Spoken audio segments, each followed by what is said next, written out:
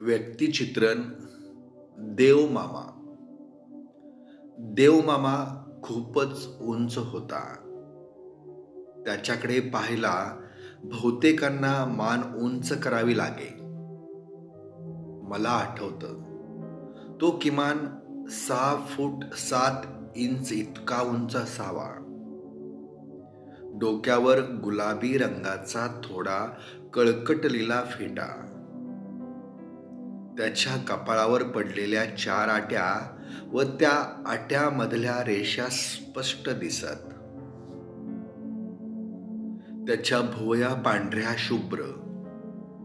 डोळे किलकिले करून बघायचा. पांढऱ्या शुभ्र गोल मिशा. त्यांची टोकं चहात बुडून पिवळी पडलेली. त्याच्याकडे एक नक्षीदार बटवा होता. त्या बटव्याला भरजरी दोऱ्याची किनार होती. 4 कप्प्यांच्या बटव्यात सुपारी, कात, चुना, तंबाखू आणि हिरवीगार खाऊची 50 पानं असायची. त्या बटव्यात एक लाल भडक पडलेली मजबूत उदबत्तीची काडी होती. त्यानं तो दातांच्या फटीत अडकलेली सुपारी काढायचा. दिवसातून किमान 20-25 वेळा पान खाण्यानं दात लाल पडलेले. सुपारी अन काथानं दातांच्या फटी काळवंडलेल्या. मधलं बोट अन तर्जनीनं ओठाचा चंबू करून पानाच्या पिचकाऱ्या मारणार. पिचकारी मारून झाली की पुन्हा आपले ओठ पुसून घेणार व दोन्ही गालावर हनवटीपर्यंत डाव्या हातानं आपला जबडा चोळणार. अंगात पांढरा सत्रा, पण तोही थोडा मळलेला. त्याचं धोतर गुडघ्याच्या वर असायचं, तेही कळकटलेलं. त्याच्या उंचीमुळे त्याला नेहमी वाकून चालावं लागे. डावा हात कमरेवर मुडपून उजव्या हातानं धोतराचा सोगा धरून 3-3 फुटाची एक ढेंग टाकणार. त्याच्या पायात एक मजबूत कोल्हापुरी चप्पल असायचं. तो चालताना ते कर कर वाजायचं. या देवमामाला बघितलं की आम्हा मुलांना भीती वाटायची. का? तर देवमामा हाडावरचा डॉक्टर आहे. खूप दुखवतो, बोंबलायला लावतो. नको रे बाबा, त्याच्याकडे बघायलाच नको. खूप रागीट मनुष्य आहे. पण याला सारं गाव देवमामा म्हणतं. त्याचं नाव कृष्णा नागू डोंगरे. विहीर फोडायची आणि दगड घडवायचे. घराचा कोपरा, पायऱ्या घडवून करायचा. छिन्नी अन हातोड्यानं 2 गुडघ्याच्या मधोमध दगड घेऊन तो घडवायचा. छिन्नी कुठं लावायची व हातोडा किती ताकदीनं मारायचा हे त्यालाच माहीत. दगड कितीही ओबड धोबड असू द्या, एकदा पारखला की हातोड्याच्या 5-6 दणक्यात त्याचा आयत बनायचा. हा दिवसाला किमान 1 ब्रास दगड घडवीत असे. गावात एखादं नवं घर बांधायचं चालू असलं की आम्ही मुलं त्याची कला पाहत असू. मग गवंड्यानं म्हणावं, देवमामा, काय कोपरा बनवलास का? दृष्ट लागल कुणाची तरी. काढ बटवा, पान खाऊया एकदाच. का रे, तुला पगार नाही फुकटचं पान खायला? बरं असू दे, ये ठरावनं खाली ये. मग सारे मिळून पान खाणार. तर असा हा देवमामा. याच्याकडे अजून एक कला होती, ती म्हणजे मोडलेला हात पाय बसवायची. हात मग तो बोटात, मनगटात, कोपरात नाहीतर खांद्यात. पायाच्या घोट्याचं, पिंडरीचं, गुडघ्याचा सांधा, अगदी खुबाही अलगद बसवून देणार. केवळ येळावी गावचेच नव्हे तर तुरची, ढवळी, निमणी, बांबवडे, जुळेवाडीच्या कुणीही पळत यावं. देवमामा, पोरगं पडलं व मनगटाजवळ हाड वर आले. देवमामा, पोरगी नदीवरनं धुणं धुवून येताना पाय घसरून पडली. डावा हात कोपरातच फिरलाय. देवमामा, अण्णांचा हात खांद्यातनच निसटलाय. फार लोंबकळाय लागलाय. कुणीही कारण सांगावं. पूर्वी आमच्या गावात कबड्डीचे राज्यस्तरीय सामने भरवले जायचे. एखाद्या खेळाडूचा हात दुखावला तर देवमामा गॅलरीतच बसलेला असायचा. निखळलेला हात, मुरगळलेला पाय दुरुस्त करून द्यायचा. सांध्यातली हाडांची रचना, दुखावलेला भागाचा एक्सरे थंड डोक्याने व बोटांच्या स्पर्शाने त्याला जणू समोर स्क्रीन सारखा दिसायचा. हात थांब, हलू नको. थांब म्हणतोय ना. कट्ट आवाज आला की सांधा बसला म्हणून समजा. पूर्वी दवाखाने मुख्य गावात नाही तर तालुक्याला. एसटीच्या सोयी कमी. मग एखाद्याचा हात मोडला तर देवमामा गावात नसला की हात सुजायचा. हात सुजला की मग मात्र त्याचं काही चालत नसे. सुजलेल्या हाताच्या हाडांचा अंदाज येत नसे. मग वेदनेनं विव्हळणं, ओरडणं, रडणं चालूच असे. मोडलेल्या हाताला बँडेज केलं की आपली लांब सडक बोटे व मनगट बराच वेळ चोळून चोळून धुणार की बसला पान खायला. देवमामा, तुम्ही खरंच देवासारखं भेटलासा. नाहीतर पोराच्या हाताचं काय झालं असतं कुणास ठाऊक.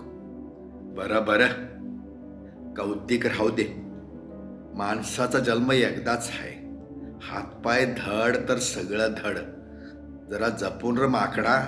पुन्हा मोडलास तर सळला करणार नाही बघ. माणसं देवमामाच्या पायावर डोकं ठेवायची.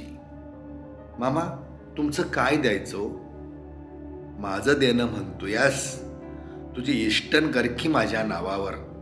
तुझ्या पोराचा हात बसवला. मर्दा, परमेश्वरानं दिलेली कला आहे. तुझं घेऊन मला काय माडी बांधायची आहे वैर? तेवढं अंड्याचं आणि कुकवाचं आणि कापडाचं सारं मिळून 5 रुपये दे. निघ आता, मला कामावर जायचं आहे. कुणाकडून 1 रुपया देणं घेणं नाही. असा हा देवमामा. खूप चांगला, तितकाच करारी होता.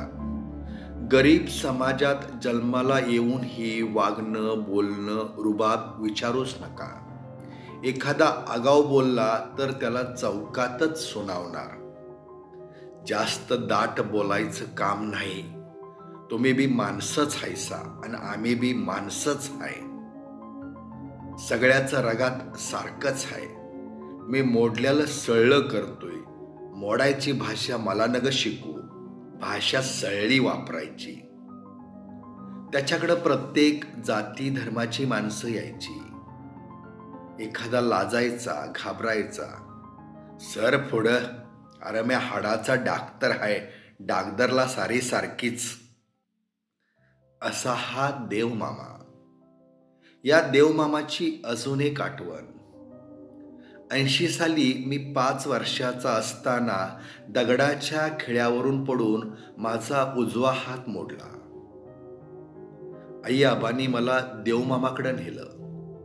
मला काहीही आठवत नाही, पण आई सांगते देवमामाने लगेच हात बसवला.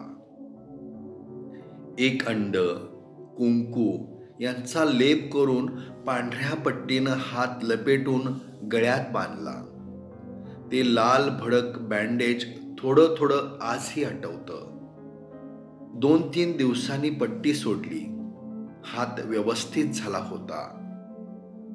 तू लहानपणच्यान लय कडकडी होतास. तुला बाळसं होतं. खेळता खेळता पुन्हा पंधरवड्यानं उजव्या हातावर पडलास. हात सुजला. पुन्हा देवमामाकडे नेलं. पण देवमामा कुठं पाहुण्याकडे गेला होता. रात्री 10 पर्यंत वडिलांनी वाट पाहिली. रात्रभर मी तळमळत होतो. पुन्हा सकाळी वडील गेले तरीही देवमामाचा ठिकाणा नव्हता. आता मात्र हात मोदळ्यासारखा झाला होता. मला सांगलीच्या सरकारी दवाखान्यात नेलं. मी प्रचंड आरडत ओरडत होतो. लिफ्टमधून 3ऱ्या माळ्यावर आई आई ओरडतानाचं आजही थोडं थोडं आठवतंय. पुढचं काही आठवत नाही. जेव्हा कळू लागलं तेव्हा माझा डावा हात कायमचाच 140 अंशात राहिला. कोपरात 22 मोठाले टाके दिसत होते. आज ही जड वस्तू मी उचलू शकत नाही. देवमामाला कळलं. माझा डावा हात मोडला. तो खूप हळहळला. त्याचे डोळे भरून आले. पोराच्या हाताचं मात्र झालं र चंदर, पोराच्या हाताचं मात्र झालं. देवमामा, तुम्ही असता तर कायमचा आदू झाला नसता. आता बोलून काय उपयोग नाही रे. पापणी लवस्तोर पोराचा हात सळला केला असता. मला परमेश्वरानं त्या दिवशीच कार गावाला धाडला असल. मला आजही तो आमच्या दारात वडिलांसोबत बसून माझा हात कोपरातून मुडपताना दिसतो.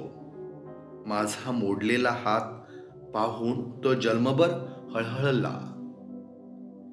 एकदा सदुभाऊंच्या मौटीत बाबळीवरून एक भटक्या समाजाचं पोरगं बाभळ शेवळताना खाली पडलं. पडलेल्या जागेवरनं उठायलाच येईना. आता काय करायचं? कोल्हापूर जिल्ह्यातल्या भुदरगड तालुक्यातनं मेंढरं हिंडवायला आलेली ही माणसं. एखाद्याच्या रानात मेंढरं बसून मेंढरं हिंडवायची. रोज लोकांची बांधावरची झाडं शेवळून द्यायची. फेस घालून द्यायचा. जुंधळ्याच्या रोज बोलीवर बसायचं. 4-5 महिने घराचं तोंड बघायचं नाही.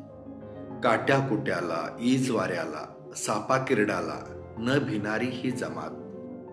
अंगठ्या एवढ्या फांदीवर जायला न घाबरणारी. पण आज पोरगं पडलं. पाय सुजू लागला. आता कुठं न्यायचं? सारीजण सैरफैर झाली. कुणीतरी सांगितलं, गावात देवमामा हाय, लवकर न्या. त्याच्या बापानं पोराला कसं तरी घोड्यावर घातलं. पोरगं जीवाच्या आकांतानं ओरडत होतं. घोडा देवमामाच्या दारात आला. मामा, पोर बाबळ शेवळताना पडलं, त्याला बरं करा. आम्ही पर मुलखातला आहे. पोराला खाली उतरलं. पोराचा पाय चांगलाच सुजायला लागला होता. देवमामानं पाय हलवून बघितला. गुडघ्यात मुडपल्यावर पोरगं जीवाच्या आकांतानं ओरडलं, जा बाबा, बळ बळ. फुटाफुटाच्या 8-10 कामट्या काढून आण. जा, जरा मजबूत आण. जा लवकर. पोराचा बाप घोड्यावरनं वाऱ्यागत गेला. देवमामानं 10-12 अंडी फोडून सिंदूर घालून त्याचा घोल केला. चव्हाणाच्यातनं मीटरभर कापड आणलं. 2-3 पाय धरला. पोरगं गुरागत आरडत होतं.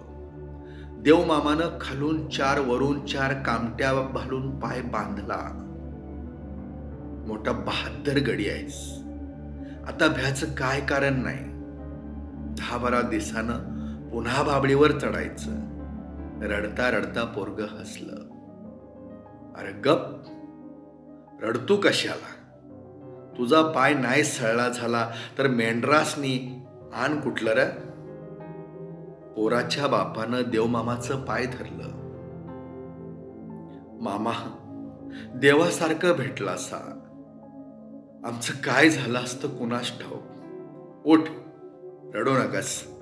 पोराला वाशाट घालायला कमी करू नकस. नाही मामा, आम्हाकडे वशाला का तोटा. 10-12 दिवस झालं. आज देवमामा नेहमीप्रमाणे दगड घडवायला गेलेला. संध्याकाळी परत आला तर दारात एक पांढरी शुभ्र लावार बांधलेली. देवमामाला बघून मे मे करू लागली. त्यानं बायकोला विचारलं, अगं ही काय? लहावार कोणाची?